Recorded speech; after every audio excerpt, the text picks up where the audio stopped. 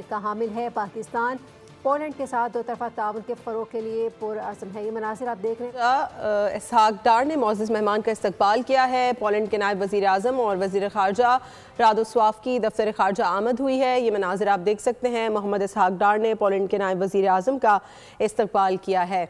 इसके साथ साथ आपको बताएं कि जो दीगर मेहमान हैं वो भी वज़ीर ख़ारजा के हमरा मौजूद है। मोहम्मद इसहाक डार ने पोलैंड के नायब वज़ीर आज़म का इस्तकबाल किया है।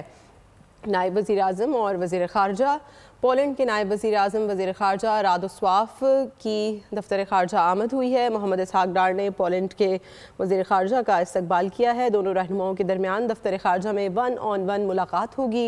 पोलैंड के नायब वज़ीर आज़म वज़ीर ख़ारजा रादो स्वाफ इस वक्त पाकिस्तान पहुँचे हैं और वो दफ्तर ख़ारजा में मौजूद हैं।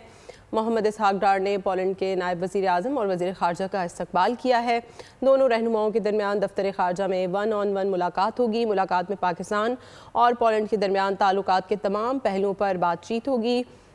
आपको ये बताएं कि उनका ये दूसरा दौरा है। पहले वो 2011 में भी पाकिस्तान आए थे। पोलैंड के नायब वज़ीर आज़म वज़ीर ख़ारजा रादो स्वाफ इस वक्त दफ्तर ख़ारजा में मौजूद हैं। सब्सक्राइब करें और बेल दबाएं ताकि कोई खबर रह न जाए।